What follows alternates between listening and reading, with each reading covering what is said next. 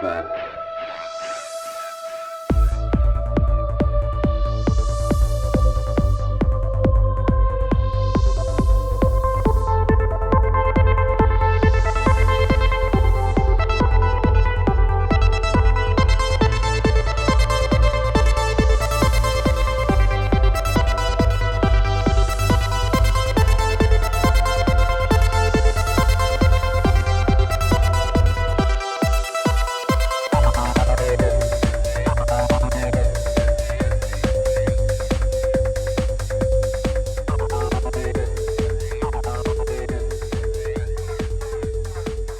What's up? Another episode of Ripple Effect Podcast. I'm your host, Ricardo Varendes, also known as Ricky Varendes, and the first episode of 2020. Here we go. We're going to have a great year. I am sure of that.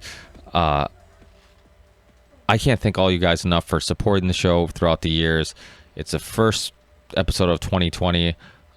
I started this show like 6 years ago, and I'm just amazed by all the positive feedback I get, all the fans and listeners who hit me up and say they like this episode or they like that episode, or keep up the great work. Just everybody that's connected with me on Twitter, Instagram, Facebook.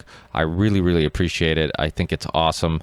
I think probably one day it won't be awesome when I have so many emails like a James Corbett or a Christopher Ryan, or probably like my guest today, Scott Horton. Maybe you get so many emails that you just can't keep up with them. It's cool that I can keep up with my interactions with the listeners, and I have the time and energy to actually write them back and have little interaction. So that's awesome. I really appreciate that. Just having that ability to do that and meet some of these people. And it's been a wild 2019. This year starting off with a bang. I knew that with all this just current events stuff going on, it was probably a topic that people wanted to hear about, with the Iran, Iraq, Saudi Arabia, all this stuff being in the news. So I brought one of my favorite guests, and somebody who's been on a few times, and one of my favorite shows to listen to in regards to foreign policy and best shows in regards to being anti-war, and that's Scott Horton. He's an author, he's a radio host, podcaster, and just one of my favorite people to listen to. He is just so open to having discussions with anybody and everybody who is anti-war, and he doesn't necessarily have to agree with you on everything, and I love that about him. He just sincerely, very much like myself, and this is, I think, one of the reasons why I love him, is that he sincerely hates war and is motivated to help get this information out there and stopping the social manipulation and propaganda that are constantly tricking us into war, colluded by politicians and military corporations and all this stuff. So I can't thank him enough for coming on. Every time I invite him, he's always quick to respond and come on, and it's awesome just to kind of dissect what's going on in the news, some of the historical events that led us here, because I think that's super important. It's just understanding that this conflict with Iran isn't new. A documentary that I refer to on the podcast, and actually I called into a morning show which I love and I listen to often, Fault Lines on Radio Sputnik. You can find that on basically anywhere online, and also you can get the podcast version of the morning show on any podcast app. I know I use Podcast Addict, and I can find it. I can also find Scott Horton's show. So a lot of these guys who do shows now, if it's a live radio show or whatnot, they do release them on these podcast apps. So if you just search for Fault Lines, or you search for Scott Horton, you'll find these shows. So definitely do that. I recommend it. But I called in and I was talking about. I lost my train of thought. I called in to talk about and recommend Bitter Rivals, because I actually went back and rewatched it. I remember it was an old documentary that came out a couple years ago. It came out in 2018. It was by Fault Lines, PBS documentary series, and they put out some good work sometimes. They another one that's really good that I remember and I suggest often and I think I talked about it when I had Thomas Drake on, the NSA whistleblower, because he's in the documentary. It's called The United States of Secrets, and that really goes into how the NSA was spying and the Edward Snowden story and all this stuff.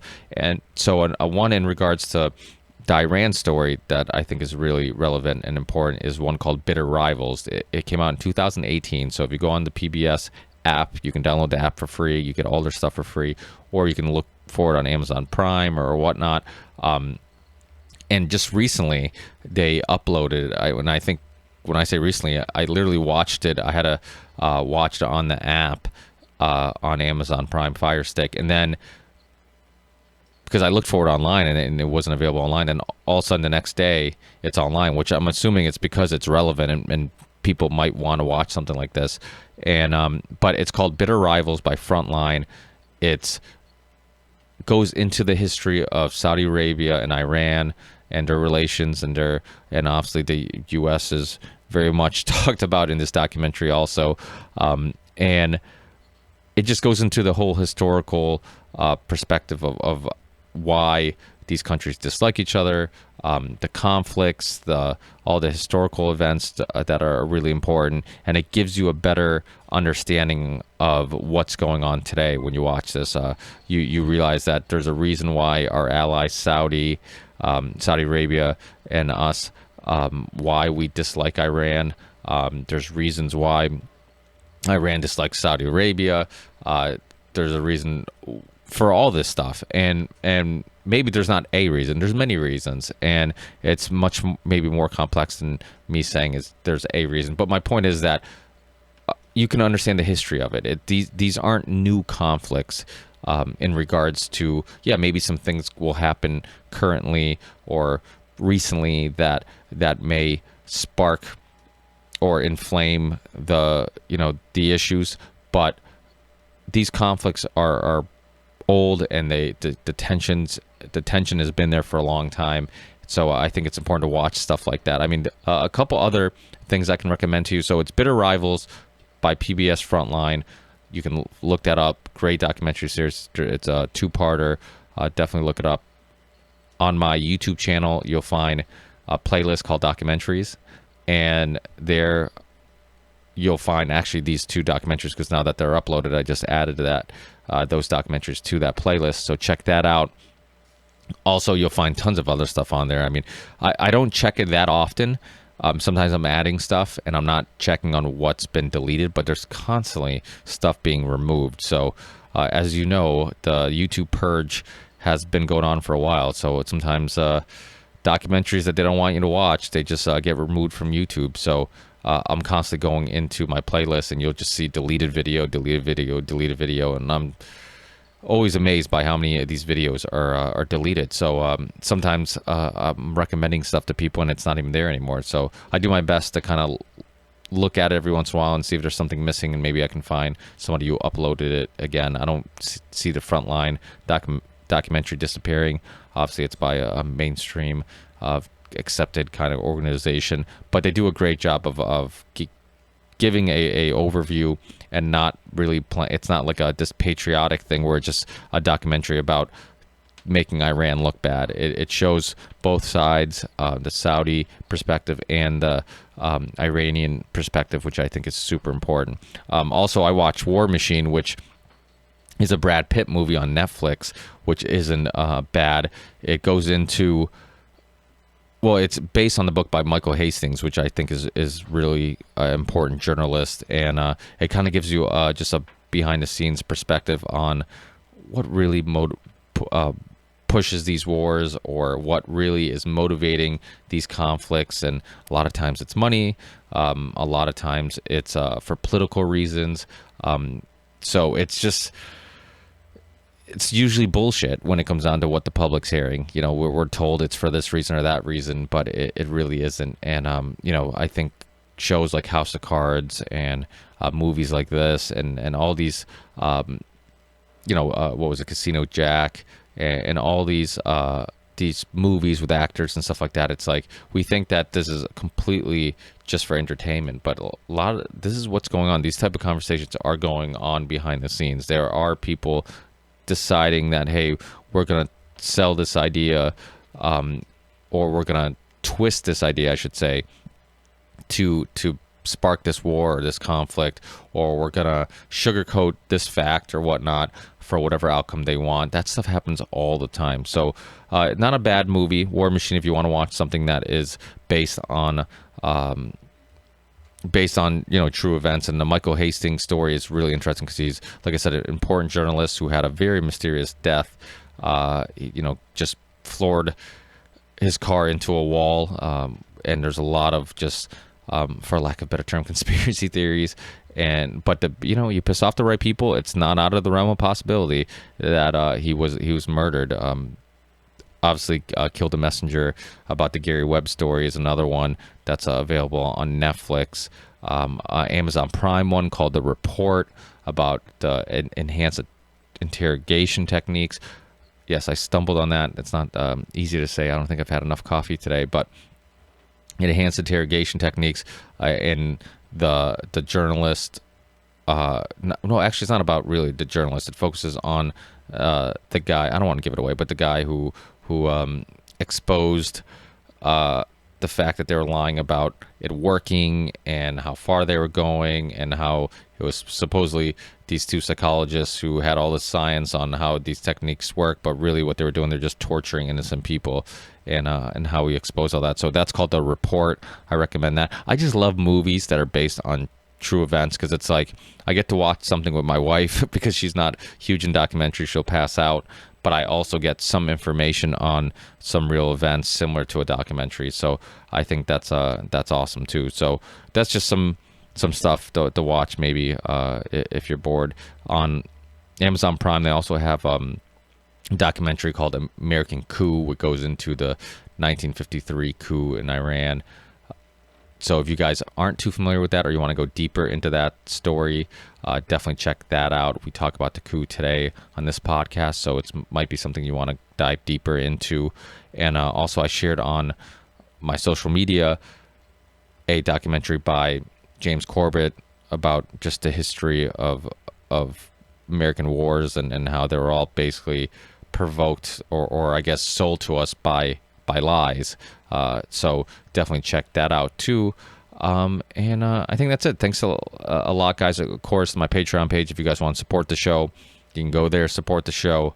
The holidays and stuff has been super busy, so I haven't been writing too much on there, but I'm hoping to find a little bit more time and getting more guests on. I've emailed a bunch of people this week, so I know Ray McGovern got back to me. Not sure when he's going to be on, but if you're a Patreon supporter, I will notify you once these guests are on and booked, and people that I'm in talks with. So that's kind of the perk of being a Patreon supporter, is that you do have some of that behind the scenes information.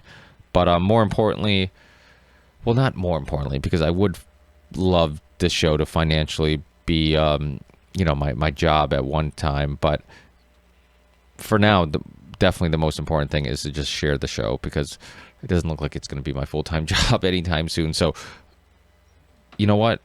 Share the show. That's the most important thing, and get these conversations out there. Hopefully we can cut through the bullshit propaganda and get people to kind of open their minds a little bit. We too often get in these conversations. I mean, it's just too often you see people fall for the same trick over and over again. It's so frustrating. You share something that's supposed to be anti-war, and apparently people see it as anti-Trump because he's the president.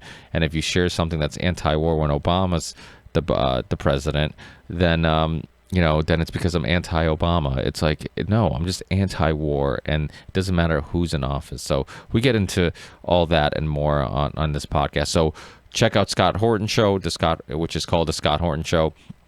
Check out his book on the Afghan war, which is, FYI, the longest running war in American history and a complete waste of money and resources, just like the war in Syria and all these other wars. But check that out. And in the show description, you will see links to Scott Horton Show, his website, his Twitter account, all his social media stuff. So it's an easy way of connecting with him or checking out his stuff if you want to. Remember, if you watch this or listen to this on YouTube, in the intro, once I start talking, I'll tell you where you can fast forward to. So if you don't want to hear me rant for 15 minutes, it's a great way of getting right to the interview. Luckily, Scott Horton did some audio backup because, of course, my first show of 2020. I sound like Cenk Uygur. I don't want to do that. Of course, my first show of 2020, I have technical difficulties. But luckily he had an audio backup, so instead of me wasting a bunch of time trying to figure out what's going on and have him on hold, he said he would send me his audio backup. So that's how cool some of these guests are. They take the time to come on, talk to me for an hour, and then they even record the show for me at times. So how awesome is that? So I guess that's it for now, guys. I will see you on the next one, and I hope it'll be soon because there's tons of shit going on. And I know you guys have been waiting for a while, so I truly appreciate your patience and all the support. See you on the next one. Thanks. Peace.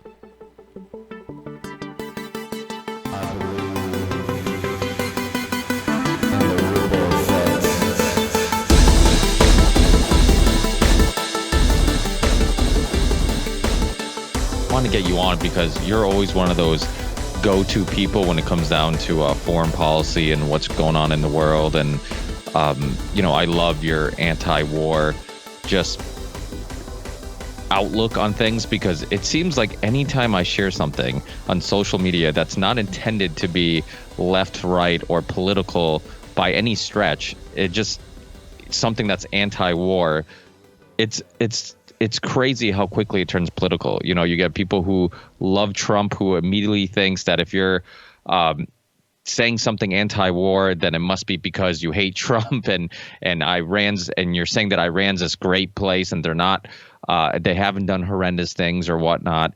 And it's amazingly frustrating just to just share anything, even if you feel like, okay, this is pretty neutral, this is pretty pretty down the middle. I'm not trying to make this a political argument or a political statement. I'm just trying to simply just say, hey, you know what? This is propaganda at its best again, and don't fall for the same damn tricks over and over. Do you get the same feel? Yeah, it's always this way when the parties in power switch and when the wars are on, especially. These are the great clarifiers about who really stands where.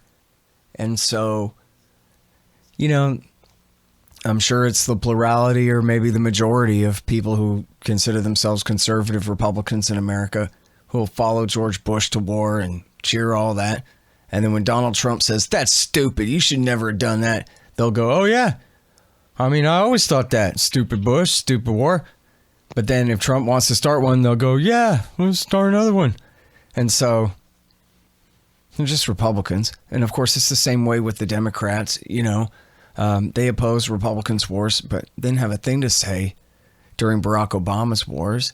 And in fact, you look at how the liberals have been in the Trump years, where all of the very worst accusations against him were led by the CIA, accusing him of being insufficiently loyal to America's imperial project. And to this day, with Russiagate and Ukrainegate both. And so, not all, but a great many liberals have signed up with that. Their problem is that he's not loyal enough to the goals and agendas of the national security state. And they are the true stewards of our society, and thank God for that. And so that meant that even when he was bombing Syria, they didn't really say very much. The real leftists did. But the liberals and progressives and the Democrat voters of America, not a word to say. In the rallies that they came out to last weekend, it's the first time they've had real anti-war rallies since the W. Bush years. And we've been at war this whole time, of course, in Iraq and Syria, Afghanistan, Yemen, Somalia, Libya. And they've been AWOL all along. I'm glad that they have their voice, finally that they're back. But then in a way, they only kind of just discredit what we're trying to say, right? To a right winger, they go, oh yeah, a bunch of communists who hate Trump no matter what come out and oppose what he's doing. Well, that's just proof of what a great idea it all is. And I swear, I couldn't make this up for you. They literally, I don't understand the logic here. I guess there is no logic. There's no thinking really behind it.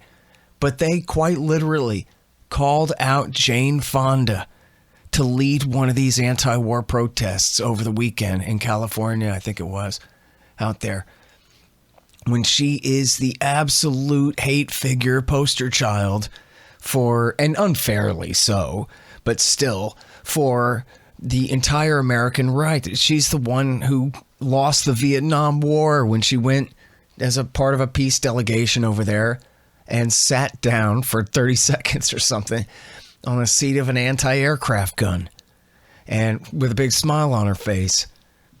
And it's been absolutely,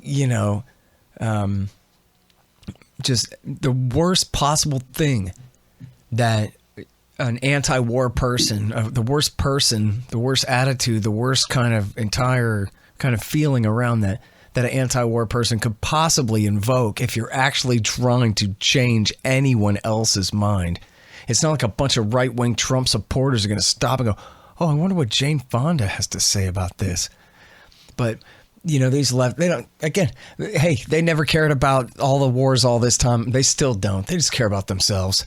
Get to have an anti-war rally. If you told them it was a rally for war to go protect women's rights in Afghanistan, they'd all put on their pussy hat and go march in that too, I guess. And so, anyway, I'm sorry, man. The partisanship, it makes people really, really, really stupid. And for me, I can't understand why anyone would prefer Carter to Reagan to Bush to Clinton to Bush to Obama to Trump. What have any of these guys ever done except lie and murder people and waste money and ruin everything?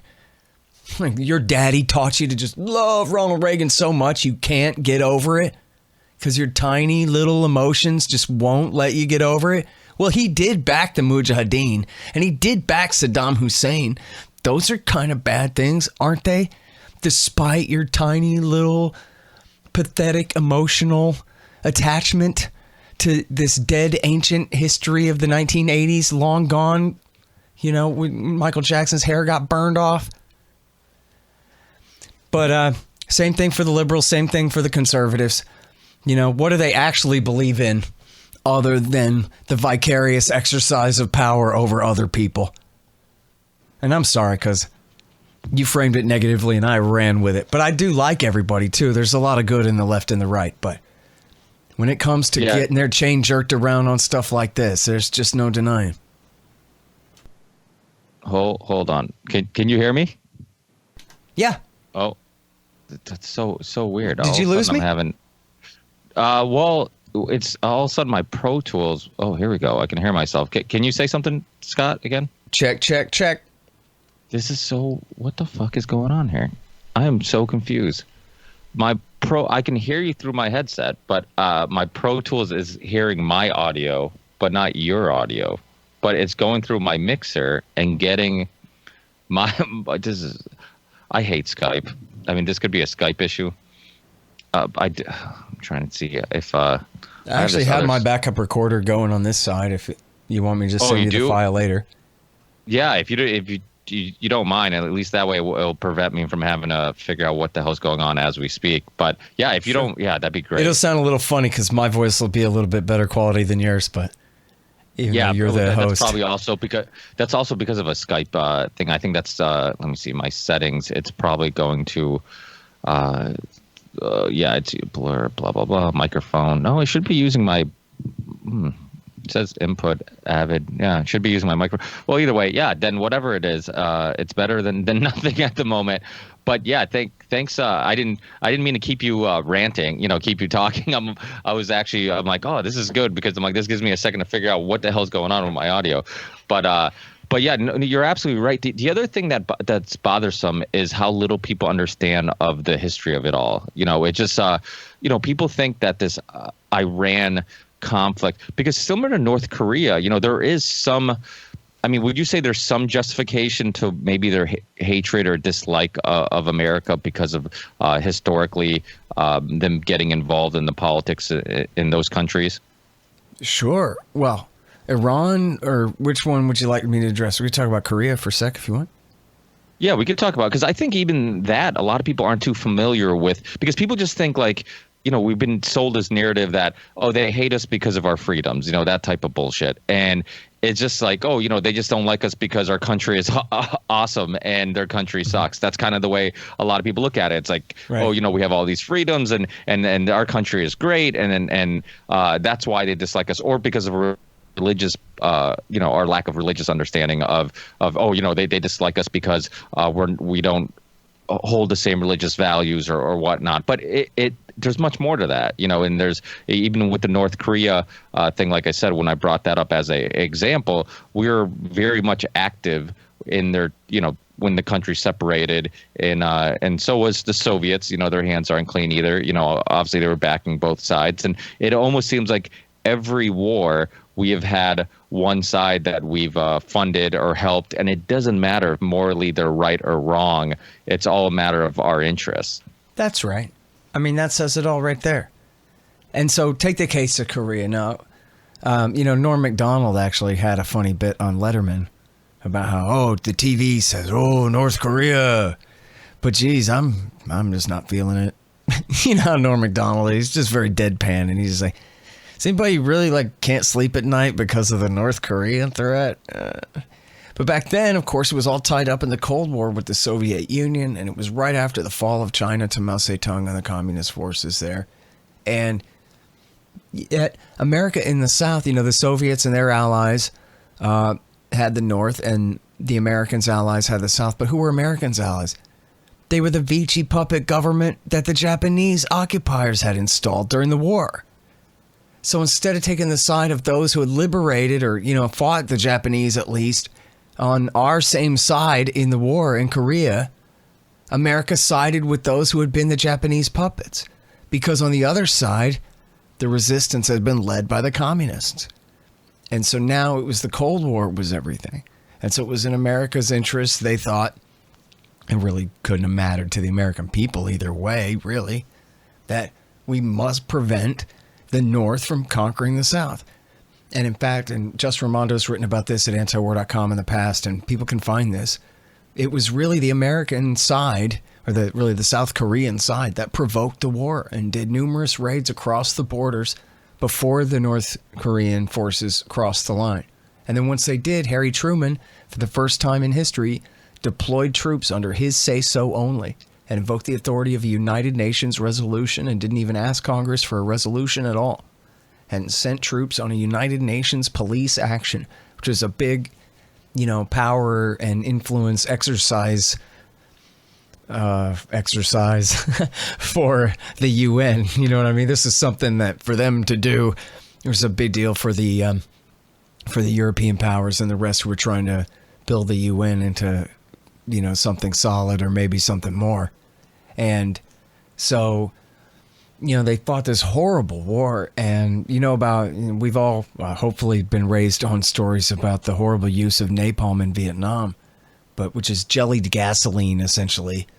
And they figured out that they could mix styrofoam type stuff with it, which would make it extra sticky. So once it gets on you, you can't get it off.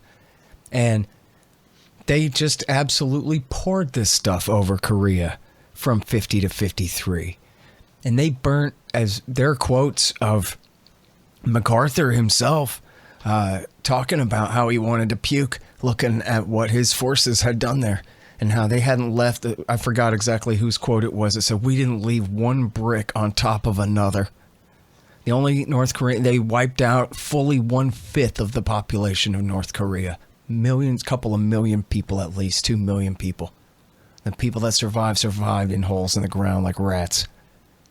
Yeah, I remember seeing those figures, the percentage of population that was murdered, and it was insane. And then you wonder why people who have relatives or grew up in that era, why they dislike the Americans, because we have to see it from other people's perspectives. Like it's like that quote: "One person's freedom fighter is another person's terrorist." It's all perspective. Like, what side are you? Think like an American. Independence first.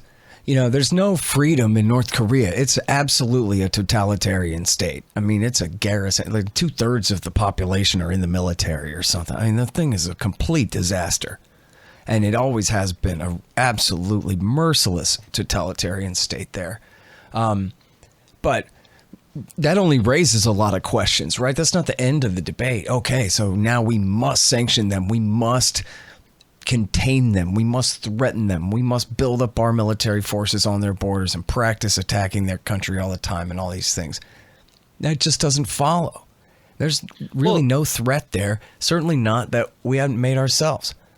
And just real quickly, go ahead. Oh, yeah. Mm-hmm. No, I was going to say, well, you're speaking of threat. I mean, the reason why supposedly we killed that general was because there was some threat that we prevented by assassinating him.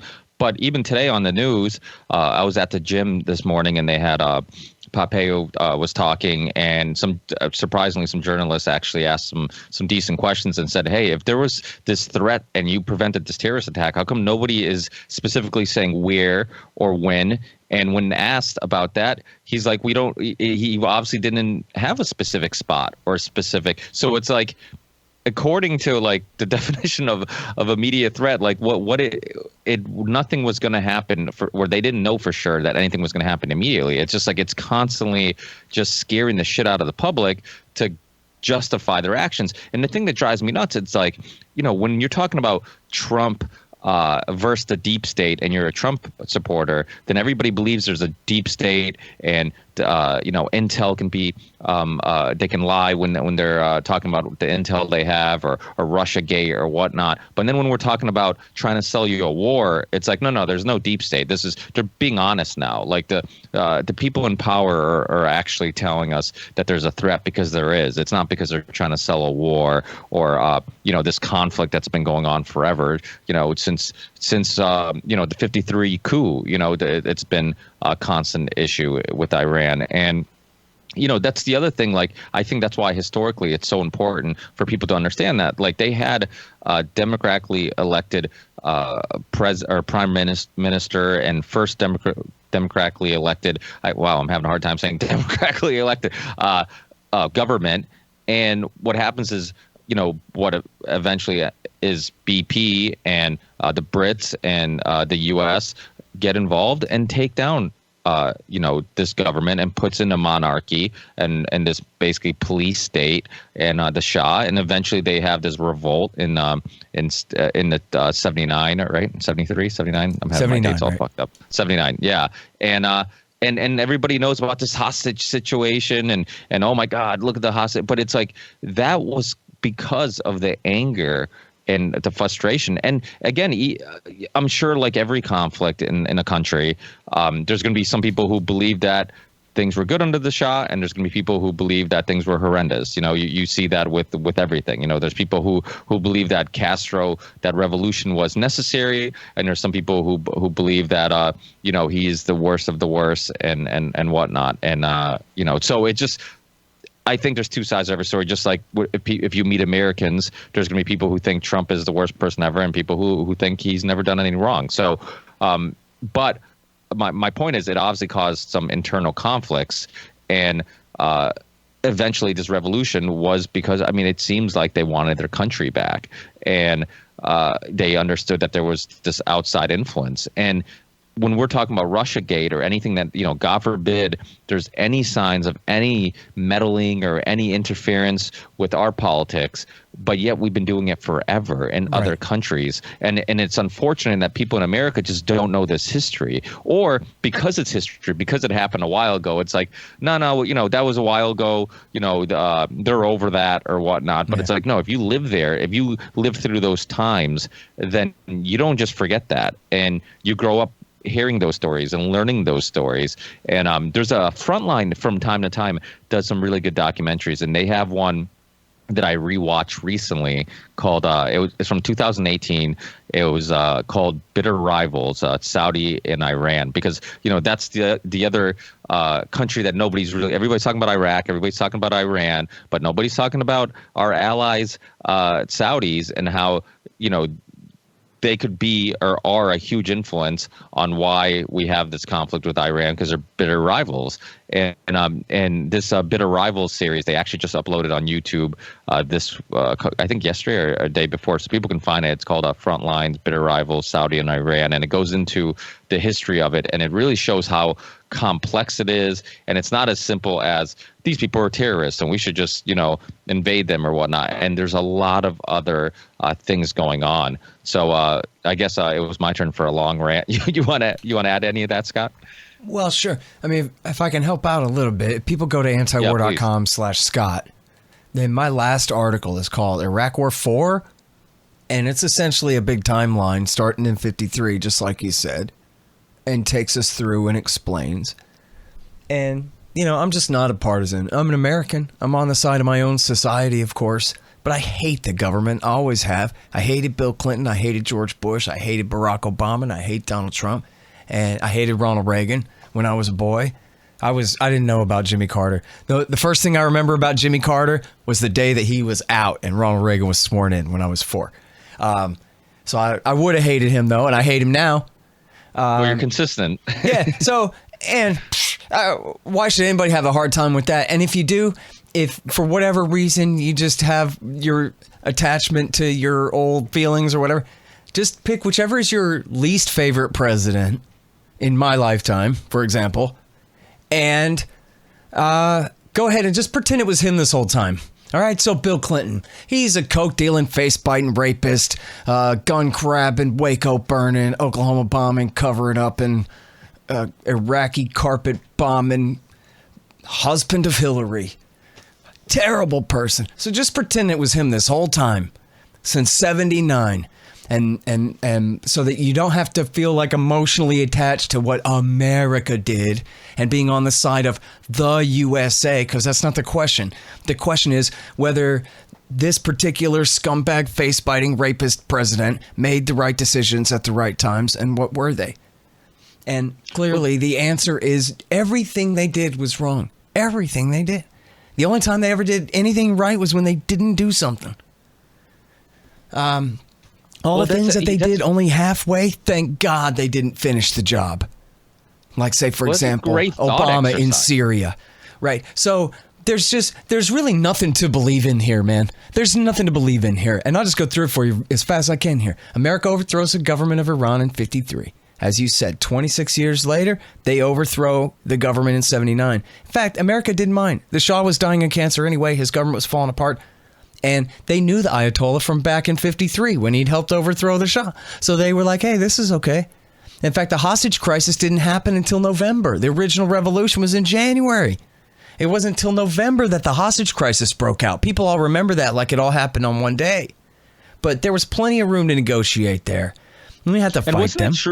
And wasn't it true the students, they weren't, it wasn't supposed to blow up to what it was. They say that initially the students were just going to, I guess, make a point or whatever. And then I guess because of all the people rallying and all the people that showed up and to support of this, that's when it really kind of blew up this huge thing. Because I think initially they were only going to hold them for a little bit of time. And it was supposed to be just kind of like just send like a small message. And yeah, I mean, it was mob rule pretty quickly. And then, once they grabbed all the guys, then it's hard to back down and everybody's making threats and all that. But I mean, this is the original sin, right? Because if history didn't begin yesterday or on September 11th, then to the Americans it began in 79. In fact, a reporter asked Jimmy Carter, well, hey, I mean, we did overthrow the government, install the Shah in power there, right? And he says, that's ancient history. It was just 25 years ago. So that's like if the Iranians had overthrown Bill Clinton and put in, the Shah in America, we'd have just been used to it by now. Well, that's ancient history. That's just the way things are around here. We have this Iranian installed monarchy now. Give me a break. That's crazy. And that was Jimmy Carter's point of view, was how dare they bring up old stuff? Huh? But anyway, so then America backs Saddam Hussein, starting with Carter, not Reagan. America backs Saddam Hussein's invasion of Iran. He started that war with American support, and they armed him all along. And Reagan did arm the Iranians through the Israelis during part of that, and Iran-Contra and all that scandal, but mostly they backed Iraq against him.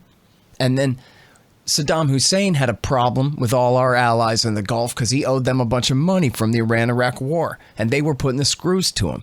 In fact, the CIA was encouraging, and the military were encouraging the Kuwaitis to stand up to Iraq, and while at the same time the State Department was telling him, go ahead and break their knees to see if we care, and essentially gave him permission to invade and occupy the northern oil fields of Kuwait in order to teach them a lesson for their overproduction from shared wells and their gangsterism on the debts. And then, but he took it too far and occupied the whole country. So then America launched Iraq War I and stabbed their guy right in the front, and went to war against Saddam Hussein, wouldn't let him negotiate his way out of it once it was decided we're going to war, and then launched this massive war. And then at the end of the war, you might remember, most people don't probably, but about a couple of weeks, really a few weeks after the end of the fighting, an uprising broke out in the south of the country, and America was occupying the south, and it's the Shiite-dominated part of the country. And these military divisions, mostly these conscripts, many of them Shiite conscripts, decided to rise up and overthrow Saddam. And George Bush Sr., encouraged it and told them to do it. But then he changed his mind, and he let Saddam Hussein keep his attack helicopters and kill more than 100,000 Iraqi Shia and Kurds who had risen up to try to overthrow him. And the reason he changed his mind is because the Iraqis who had chosen Iran's side back in 1980, when Jimmy Carter had Saddam Hussein invade Iran, those who had chosen their Shiite sect over their national or ethnic sect, in a sense, they started coming back across the border. The Badr Brigade. They were going to lead the revolution against Saddam. So at that point, George Bush Sr.'s government realized they were now importing the Iranian Revolution, that Shiite religious revolution of 79. They were now importing it into Iraq, even though they just spent 10 years supporting Saddam Hussein's war to contain the Iranian Revolution. So they said, oops, and they called it off and let Saddam massacre all those people. But then that became the excuse to stay in Saudi Arabia, to patrol the no-fly zones, to protect the Iraqi people from their own government, the government America had supported and then turned against. But those bases in Saudi used to enforce the blockade, the endless sanctions regime against Iraq, and along with the no-fly zone bombings, was the number one provocation for the Arabs who had been part of the Afghan Mujahideen effort against the Soviets in the 80s, again, started by Carter, continued by Ronald Reagan through the 1980s. That's what turned them against us. And that was the rise of al-Qaeda and their merger with Egyptian Islamic Jihad to attack the far enemy America in order to get America to overreact, bog us down, bleed us to bankruptcy, and force us out. And then, so that's how we got, and then Bill Clinton kept up that regime all through the 90s. And that was what led to the September 11th attack. And then once that happened, Bush immediately exploited it as fast as he could, built up in Kuwait, and invaded Iraq. And what did he do? Essentially, he picked up exactly where his father left off. And he put those exact groups, the Iraqis who had chosen Iran's side in the Iran-Iraq War, namely SCIRI, the Supreme Council for Islamic Revolution in Iraq, and their group, the Badr Brigade, was their armed militia. And they came across the border, and Bush made them the new government, them and the Dawa Party. So when we talk about Iraq War II, George Bush's war from 2003 through about 2008, and then the troops finally left at the end of 11, that was the war for the Iranians' best friends among the Iraqis in the Iraqi Shiite supermajority. And they waged a vicious civil war that killed about 1 million people in order to drive all the Sunnis out of the capital city and take it and create their little Iraqi Shiistan. Are you still with me? Having fun? It's all Bill Clinton's fault this whole time. I'm not blaming anyone's favorite president here. I'm just saying. But then, so Bush realizes his mistake. The Americans hate Iran. They didn't want to give Iran Baghdad, or at least Iran's best friends among the Iraqis, Baghdad. They were supposed to have dominance over Iraq and then lord it over Iran. Instead, that completely blew up in their face. So they decided to back al-Qaeda again. Just like old times, just like 9/11 had never happened, just like they hadn't been part of the Sunni insurgency that killed 4,000 of our guys during Iraq War II. We're going to go ahead and use them against Assad in Syria. And the reason why is because he's friends with Iran. And so since we can't reverse Iraq War II and kick all the Shiites out of Baghdad and give it to the Sunnis, there's no undoing that. Well, maybe we can take Damascus away from them.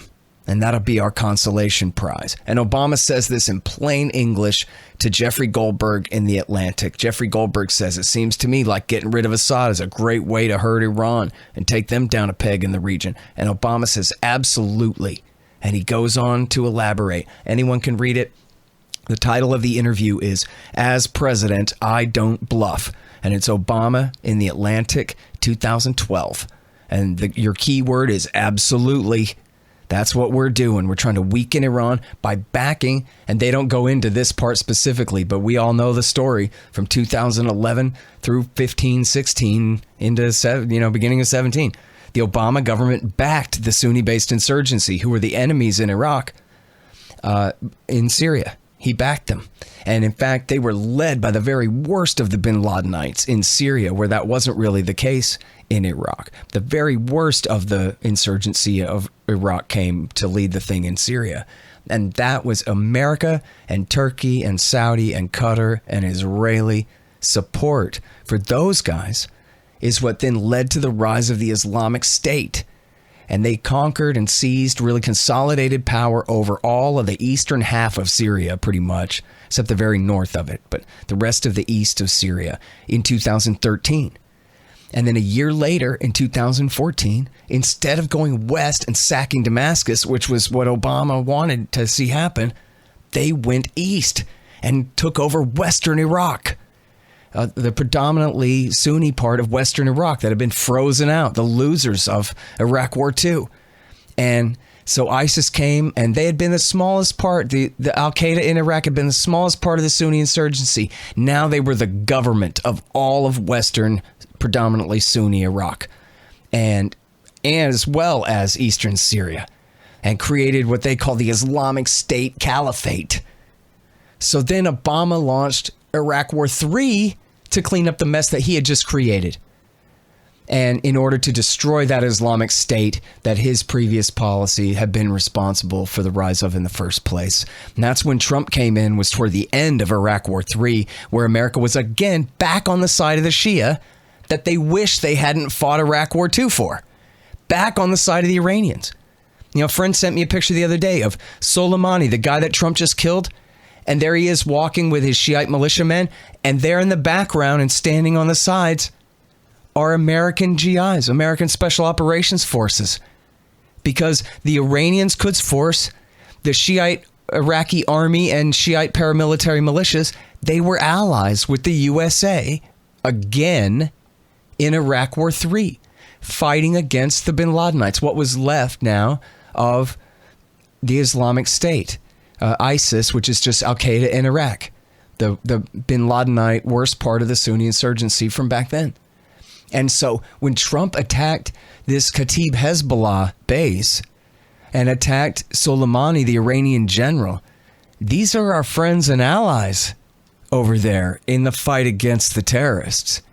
It's some crazy glittering generality that just says, oh yeah, they're all brown, they're all Muslims, they're all this and that. Well, some of these guys are Persians, and some of them are Arabs, and some of them follow this leader, and some of them follow that one, and it's never that simple. They don't all get along either. I mean, that's the thing, is that it's not as simple, like you said, as, okay, everybody from the Middle East or parts of Africa or whatever, they're all just the same. They're all Muslim, or they're all Arab, or they're all, it's like, no, they're not, and it's so important for people to understand that.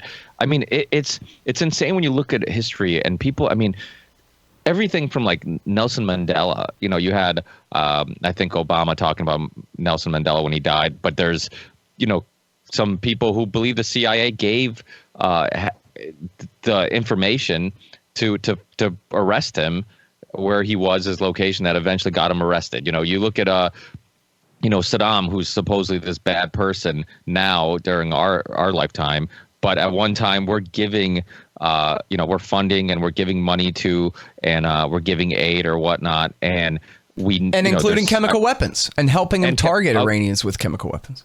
Well, that's what I was going to get to, yeah, because I think there's declassified information that we knew that he was using chemical weapons, and obviously we didn't have an issue with it because because it was a conflict with Iran, and so it's like historically you see all this, Operation Cyclone, where we gave money to obviously Bin Laden with in Afghanistan. I mean, there's just example after example after example of the fact that it has nothing to do with morals. People talk about, Iran's the greatest exporter of terrorists, and then you bring up Saudi Arabia, and they're like, no, they're not as bad as Saudi Arabia, or they're much worse than Saudi Arabia. And I'm like, it's first of all, it's insane that we're even having the argument, because it's like they're both, that you can't say that one's worse than the other, until you actually broke it down, and who knows where the money's going, or what groups are actually helping and not helping or whatnot. But the point is that it's quite obvious that somebody like Saudi Arabia, you look at the 28 pages from the Commission report, the 9/11 Commission report, that proved that, they funded the hijackers or whatnot. And yet Obama didn't let the families of the victims sue Saudi Arabia. I mean, it was obvious that, they're just covering up for him. When that journalist was murdered, same thing, they covered up for the Saudis. I mean, they can do no harm. And it's just one of those things where it's so obvious that somebody like Saudi Arabia that has, if we think that Islam or whatnot is what's provoking terrorist groups from being created and recruiting or whatnot, it's quite obvious that Saudi Arabia, which are the most extreme, in their views, it seems, we're completely okay with that. We're okay with Sharia law. We're okay with the stoning of women or whatever, those human rights issues they may have there, because they're our allies. But then anybody else does slightly something that's somewhat similar, it's like, no, we have to invade them. We have to. And it's like, what is it, do you think, that causes this issue where one is completely justified, being friends with them, because we need the ally there, or maybe because we need the oil or whatever justification they use. But then the other one, it's like, they're the worst of the worst and whatnot. Is it really just showing how strong propaganda is, or how, even though we have the internet and you have your show, your books, your show is awesome, and you have great guests on all the time. You always have great conversations that really go in deep into historical events that led us to where we are now. And yet people are still falling for the same tricks over and over again. I mean, James Corbett's great short documentary, which I shared, I think yesterday or this morning, what is a history of war lies debunked. It's a great documentary of almost just about every war has been provoked by lies, and yet we keep falling for it over and over again. So what do you think causes it? Is it just the strength of mainstream media? Is it the strength of propaganda? Is it the fact that humans are tribal, and no matter how much information's out there, we can't fight that? What do you think it is causing people to just justify the outcomes they want constantly over and over again? Well, I mean, a big part of it is the ignorance. Since there's no accountability, there's no real examination or re-examination of the facts. They'll sit there and see, okay, well, let's go back. In 2005, you guys said here was the deal, and now it turns out that's not true. We don't go through those exercises. Certainly not in media. There's no kind of real honest self-criticism, or even if there is, like, boy, we sure screwed up Iraq. Anyway, back to work, lying about Syria, guys, or whatever it is. That's so true. Most of them, and you can tell this going on when they talk about Iran and Iraq, that history I just went through there about when America keeps switching sides back and forth and screwing everything up. None of them know that history. None of them are capable of saying, well, I don't know, General. I mean, really, this is the side that you took in the Iraq War, right? So you can't be that hard on them. Or something, right? You don't get any of that irony because none of them know anything about it. None of the TV anchors know anything about it. In fact, during all the wars of Iraq War II, they never said, here's who's who. You could read about it and you could hear it on my show, but you could never see on TV, here's the United Iraqi Alliance and the various Shiite parties that make it up, and here's what their agenda is and why it matters in the war. Never, not once. And so now that it's 20 years later, nobody can even vaguely remember that because it never happened in the first place.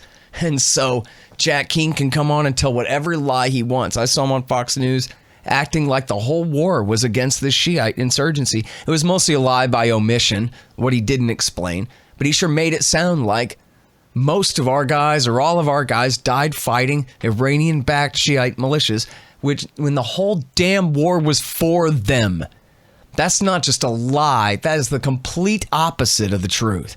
And yes, at one time or two, Petraeus attacked some Shiite militias and they fought back. And that did lead to the deaths of about 500 Americans. But that wasn't Iran that did it. That was the Shiites who did it. And they made their own bombs and all that is a bunch of propaganda. But anyway, the point is that there are few people who are really bulletproof to this stuff. There are few people who pay enough attention to it who can say, man, I remember at the time people already knew better then, because I was quoting them. Not that I know better. I just watching others. But there's just no accountability. And so, and you're right that there's the whole just tribal nature of, we're under threat. And so we all have to fight. And, there's just a presumption of legitimacy, too, just like with the cop on the beat or with a doctor in a hospital that, this guy's here for a reason. He knows what he's doing. He's trying his best. He's got legitimate authority under the law. And we all ought to pray for him and hope he makes smart decisions. And it doesn't enter into the equation that, the entire American empire is simply the abuse of power and a giant tool of power to abuse, and that everything that they do is wrong. And the way, like I just rant and rave, president in and president out, all they do is make everything worse. You just never get to hear that sort of rejectionist point of view of all of this stuff. You're supposed to have to pick a side in there somewhere. Well, Reagan was smart to back Saddam, but that was then, or something, and so if you can't get any good consistency on any of this stuff, then essentially at some point your argument will run out of steam. But the bad guys, this is the real answer to your question. What's the deal?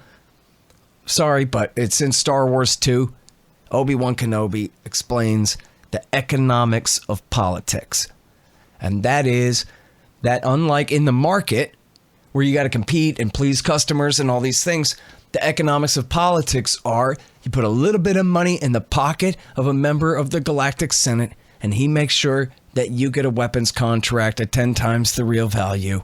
And the rest of the people of the galaxy are completely unorganized to oppose this. There's nothing really we can do about it. It's simply a matter of if you're a businessman in this kind of market, you're a board of directors in this kind of market, then you have to lobby. Anyway, just in self-defense, you have to lobby, but you might as well take advantage. If you can buy a couple of steak dinners and a couple of lines of cocaine for, a measly few $1,000s worth of campaign contributions and this kind of thing, and that'll buy you a $50 billion contract. I mean, that's on the high end for Lockheed products, but everything in between, it's the best investment in the world. And then, so where do you find an anti-Israel lobby that's also financed to the tune of $6 billion a year? Or a make Lockheed compete in the free market lobby that can afford to spend what they spend on lobbying for new business? And Lockheed, they don't even bother selling to the market in any way. They have only one customer, the military, captive market. And we're talking very small bribes for very big rewards, because the congressmen and the officers and the people in charge, it's not their money. How hard is it to bribe me to give you somebody else's money? Sorry to make myself the example there. I'm not corrupt. I would never cooperate in this stuff, but you know what I mean. So that's the deal of it. It's the economics of politics, and it's essentially foolproof. I mean, what can you do to stop it? Have some heroic federal prosecutor that finally nails the entire military-industrial complex and the Israelis to the wall and puts them in prison for all of their nefarious workarounds of the law that gives them all this undue access to policy making and so forth. Wrap up all the think tankers and blast them off into space so we can't hear them shrieking. It just, who's gonna solve it? There isn't a solution to it, really. I mean, that's the whole thing. Until, as Ron Paul says, until the dollar gives out, until they suffer a complete loss of confidence, and the whole thing, comes out from under them, and our guys have to hitchhike home from wherever in the world they've been stranded. But until then, I don't know. I try to complain, but it doesn't seem to take, as you so aptly pointed out there. Well, it's bothersome because it wasn't that long ago that everybody kind of came to terms that it was obvious that the weapons of mass destruction story was complete bullshit. And probably even that anthrax threat that was going around, around the same time to scare the public was also part of scaring the public to get into another war, to feel like we have to do something. All the code red stuff, all that stuff. It's like we have horrendous long-term memory. I don't know if that's one of the justifications to why they want to legalize weed. Maybe the government's like, oh, we'll finally make it legal so then people can keep forgetting history. But obviously that's a joke, because I'm all for legalizing whatever people want to do. But my point is that it seems like that definitely plays a factor, just the fact that people it doesn't seem that long ago, but maybe we're so just busy with going to work and doing our everyday priorities and our social media, and there's so much going on all the time. Even I find out just really hard to just keep up with what's going on with the news and what's going on with current events. And just read AntiWar.com. Well, yeah. Well, I was going to say, I'm like, thank God for people like yourself, which, I'm a regular listener and always keeping up with what you're sharing on social media and whatnot. But if you try to keep up with what's going on in the news every day, it becomes impossible. It becomes just really hard to take it all in, and so much of it is taking up brain space and brain power, and it's not significant. It's not really that important.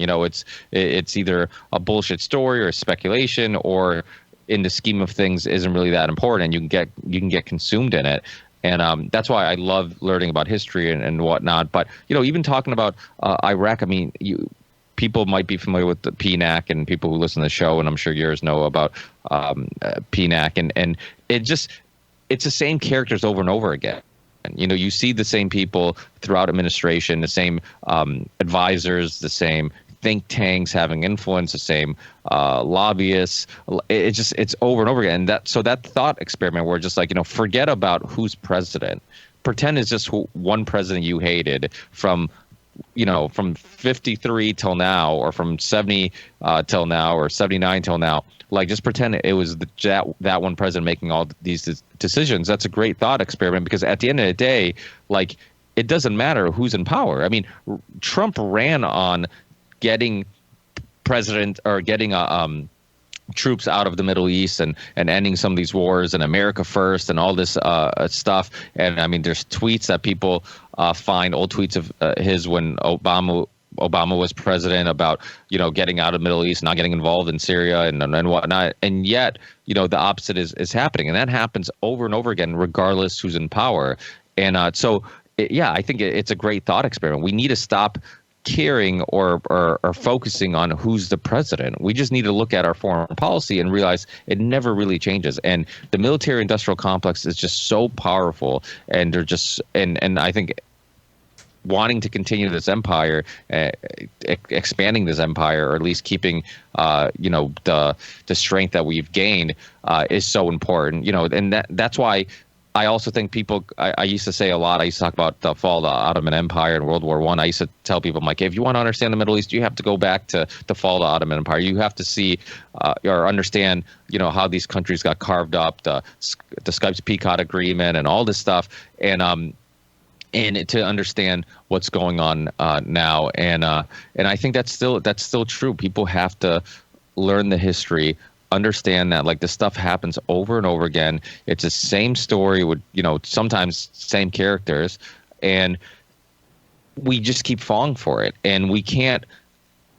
It's almost like we have to look at the government as they're guilty until proven innocent, not innocent until proven guilty. In other words, like, believe that they're lying to you, and make them prove to us that there was a actual justification to killing this general. Prove it to us. Don't just tell us that, like, hey, yeah, there was a threat and blah blah blah, and we some people are alive now because we killed this general. It's like, no, you're provoking war, and you need to give us some actual evidence of this, because they're using taxpayers' money, and they're I'm hearing stories from friends of mine that they have friends that are already being called and being sent overseas. So it's like, these are real lives that are going to be affected. These are it's taxpayers' money that's going to this. And the one interesting thing too that stuck with me rewatching the Bitter Rivals documentary on Frontline was that the journalist that was there, I forget what his name, Daniel Smith, or I forget which the journalist was for Frontlines that was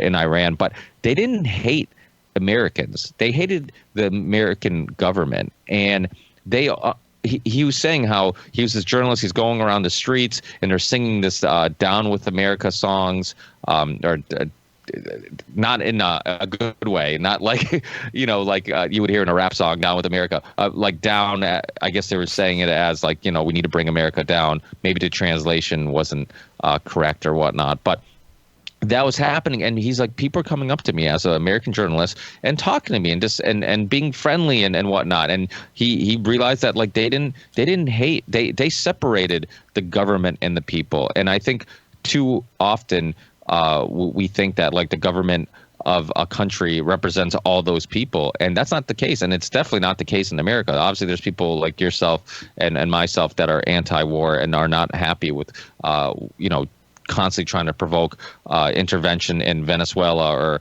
or Syria or Yemen or whatever it may be. So I think that's an important thing to remember, that these people, this propaganda that they all hate Americans, that's not the case. They might hate historically some of the stuff we've done, but they might be intelligent enough to understand that the government and our foreign policy doesn't necessarily represent the people of this country. Yeah, well, Ron Paul always would say, if we would just live up to our own ideals, that's the best way to win over the people of the world, to want to remake their own societies in our image anyway, or to the degree that they want to.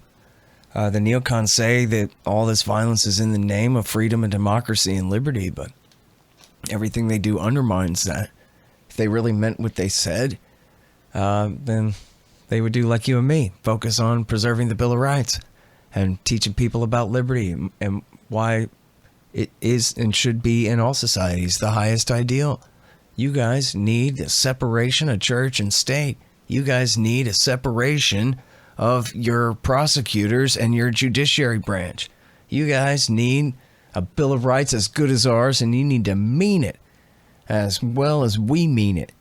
And if Americans weren't blood-soaked tyrants just home from killing 1 million innocent people, then people actually around the world might actually take some of that stuff to heart. There are a lot of places in the world where things are really bad, and where we would be right to criticize them if we weren't even worse when it comes to the levels of violence that we're inflicting on people over there. And, in Iran especially, it's a very pro-American society, anti-American government type of a point of view, a lot like mine. They like us. They just hate the state. Who wouldn't? If anybody, is going to be anti-government as far as the American government, it'd be people in the Middle East. Look at all the sins. Look at all the violence. But meanwhile, from, I guess, Morocco to India, the Muslim world has this huge, like, up-and-coming plurality or even majority of minors, of people who are at least under the age of 30, if not under the age of 18, who are all millennial 21st century people. So why should we think that their natural inclination would be to accept, Bin Ladenite strictures of trying to return to some golden age of the year 1300 or some garbage like that? Nobody believes in that. And it's not just what we do to provoke these guys. It's what we do to build their groups up. That's so important. Yeah, like going back to the Cold War, long before Afghanistan, building up the Muslim Brotherhood and working with all different Islamist groups as long as they're fighting the nationalists and the communists for us. And then especially beginning with Carter and Reagan in what about the School of Americas? But then even again, after Iraq War II, Obama took their side in Syria. So, if America wasn't intervening for and against these groups back and forth over there for all of these years, we have every reason to believe that the people of the Middle East would marginalize them themselves. And that was the Iraqi awakening. We're sick and tired of a bunch of Egyptians and Saudis, quote unquote, helping us fight the Shia. They're terrible and they boss us around. And so we're sick of them. And the Iraqi local Sunni Arab population took care of the problem themselves. It wasn't Petraeus that defeated al-Qaeda in Iraq. It was the local Sunnis that did. Until Petraeus, later as head of CIA working for Obama, then took their side in Syria. But that's the story we already talked about. Yeah, I mean, you look at the School of Americas and, we're training people who are literally going to kill other people. We're using taxpayer money for this. And I mean, it's insane. Like you said, to 25 billion we gave to aid to Saddam Hussein when Iraq invaded Iran. I mean, this is taxpayers' money. This is, it's and it's not even just that, because you know what? Fuck the money. How about the people that come back? You look at, like you said, when you bring up Iraq, people just talk about, we fucked up. We were lied to. And then they continue to the next conversation. They're like, oh, how about, the Super Bowl? What are you doing for the Super Bowl? It's like, or, have you heard this new album or whatever? Well, that wouldn't be relevant because people don't buy albums anymore. But my point is people just continue to the next conversation. Like it's just, it was in the past. It's a historic event and you just move on from it. But there's people today who have lost loved ones, who has lost limbs, who have lost some cognitive function, some ability to sleep at night because of PTSD, because of this, what we're poo-pooing as just a mistake, just a fuck up. And it drives me fucking crazy because it's so important. And it's so important to remember that there are people dying in Yemen because of this proxy war, that there are people who died in Syria. We got involved in Syria. We weren't invited there. I mean, the Soviets are there, but they actually were invited there, So it just, there's absolutely blood on our hands, or blood on the hands of the American public, not our hands, because I think we're good guys. We wouldn't do any of this, but there's blood on the hands of our foreign policy. And, there's people who will never be the same. There's people who have lost loved ones and can't just look at these events as, that was just an accident. Yeah, we messed up. Yeah, maybe it was some bad intel. No, you were, it's obvious now that you were lied to, that they had a plan to how to get in this country. They had a plan to expand the empire and expand the imperialism, and they purposely, it wasn't accidental. That's the thing that I think that bothers me the most, is people act like, maybe it was just some bad information. Maybe it was just a bad decision. No. They know that they're lying to you. They know that they're selling you bullshit, but that's it. And it doesn't matter. And they'll do it over and over and over again, just like now that they're saying that they had to kill this general because of the fact that, they were stopping some terrorist attack or whatnot, even though, the reasons why he was in Iraq, I've heard a little bit of conflicting reports, but some people tend to believe that it was because of some peace talks or whatnot. Have you heard anything about that?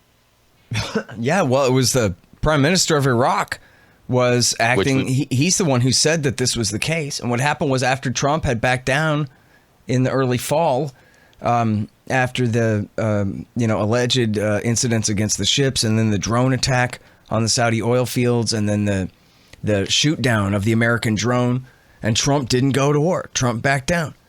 And so the Saudis and the Qatari and the UAE both said, hey, let's send peace delegations to Iran. They started ratcheting down tensions in Yemen. They sent people to go talk to Iran. If Trump doesn't have our back, boy, we better work things out. You see how funny that is? Immediately they go to break peace, as long as they don't have, big tough America doing their dirty work for them. And then Trump had encouraged the prime minister of Iraq, al-Mahdi, to help facilitate this. And so the Saudis sent a message through him to Iran. And now this, according to him, was Soleimani coming to bring the Iranian response to the Saudis to al-Mahdi to pass on to them. And so I think, we're running an article like this on antiwar.com today by Ted Snyder. Where it's speculation, obviously. But it sure seems like a pretty obvious case that they were preempting not an attack, but they were preempting peace. Well, it makes sense because the general, wasn't he one of the most guarded and hardest people to assassinate? And yet they knew where he was, and it seems like his guard was down. So it kind of makes sense that he might have went there not expecting a conflict, right? Well, yeah, he certainly was not expecting to be assassinated. He landed at the airport and drove out of there in a couple of cars. He's an invited guest to the Iraqi government. He had no reason to think he was going to be killed, clearly. Yeah. Yeah. Yeah, the whole thing's fucking crazy. Yeah. Well, I'm sorry, I have to go, man. I'm on such a tight schedule today. I have to run. No problem, Scott. Hey, get me that audio when you get a chance. Thank you so much for getting the audio and having a backup. And then, we'll talk again in the near future. Thanks again, Scott. I always appreciate your time. Yeah, and I'm sorry because I got to take care of this stuff on a deadline, but I promise I'll get you the file a little bit later. Yeah, no rush. If I know the weekend's right around the corner, so whenever you get to it, don't worry about it. I know you're a busy guy, so okay. Hey, thanks, Scott. Appreciate it. All right, Take care. Killer. Thank you, man. Appreciate it. Thank you. Yep. Bye.